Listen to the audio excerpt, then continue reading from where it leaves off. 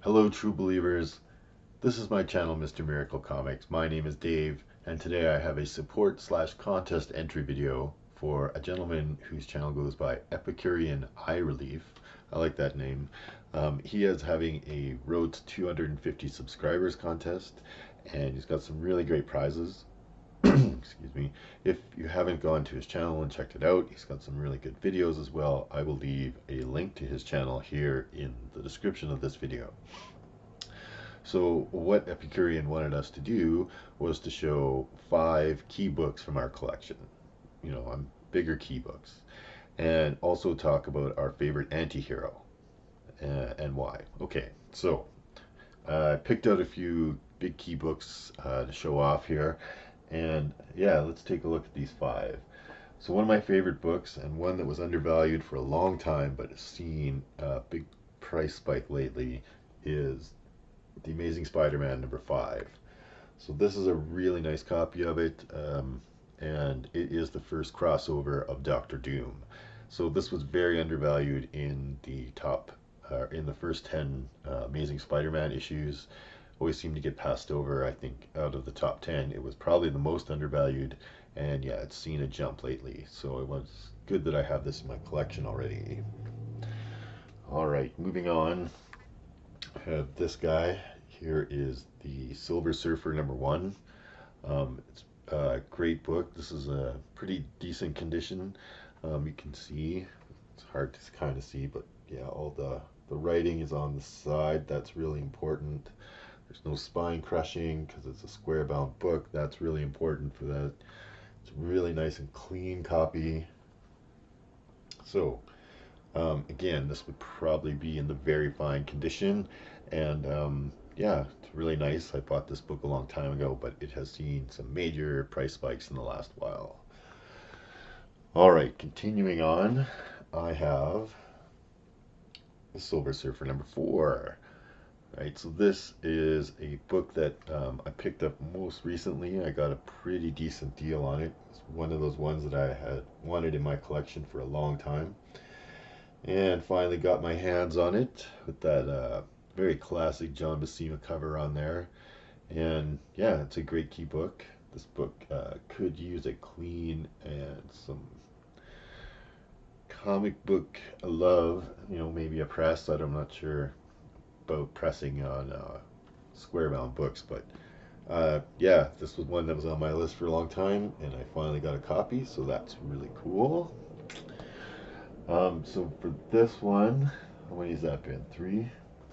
I had to pick all 3 of these guys because to me, you cannot have the first appearance of Galactus and the Silver Surfer without having all 3 of these books. Right, so #48, #49, right, first appearance of Galactus, and of course to finish off the Galactus trilogy, #50. So those are nice books to have in my collection. And next, I picked up this guy, which is the Flash #123. So I still think this book is very undervalued. It actually has a really important comic book history to it. To me, it's one of those big books that ended the Golden Age and started the Silver Age. Literally, the comic book characters in here talk about how the Golden Age is over, and that there's a kind of a passing of the torch to other characters, right? And we see the first time Silver Age and Golden Age characters interacting with one another and having a conversation about the Golden Age. It also establishes Earth 2. Um, so this book, along with like the first appearance of Barry Allen Flash and Fantastic Four #1, is one of those books that signaled the end of the Golden Age. The Golden Age didn't just end right away with the first appearance of Barry Allen, right? It took some time as things adjusted over. First appearance of the of a popular Silver Age character, Barry Allen. Um, this book talking about the Golden Age, like literally ending That's like literally what the comic book character says.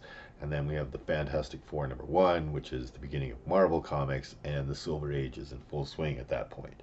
But it took a few years to end. It didn't just turn off, right? So there's a little period in there where the Golden Age ends and the Silver Age begins. And this is one of those key comics that signals that. And I think it's really undervalued for what this comic represents.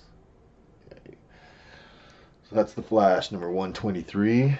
And I was going to also, I know we're only supposed to do 5, but of course I had to show this guy, right? First appearance of the Punisher, Amazing Spider-Man #129. So that's a nice, valuable book that I have in my collection. You know, a nice copy of that. All right, so those are some key comics out of my collection that I had here. He also wanted us to talk about our favorite anti-hero. And my favorite anti-hero would be Namor, the Submariner. So Namor is a really old character. One of the very first heroes in the Golden Age. He came out in 1939, April of 1939. Action Comics #1 came out in June of 1938, meaning this book came out like 10 months later, right? So Namor is an extremely old character. I mean, the guy's punched out Hitler, right?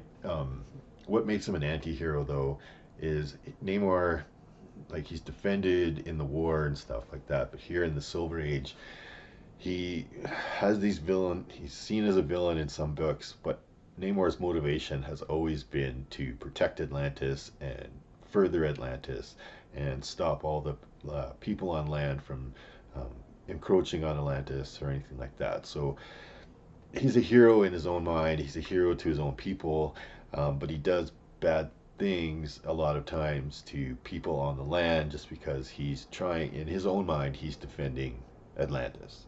So his motivations are good. He always has this sense of honor and stuff, but he has this kind of skewered to the results, right? Attacking Earth or attacking the land and stuff. I mean, later he became much more of a hero, but he's definitely started out as an anti-hero. So that's my pick, Namor the Submariner for my anti-hero. All right, so I hope your contest goes well, Epicurean. Like I said, I will leave a link to his channel in the description below. Thank you for having this contest. My name has been Mr. Miracle, and that's my contest entry. Mr. Miracle is out.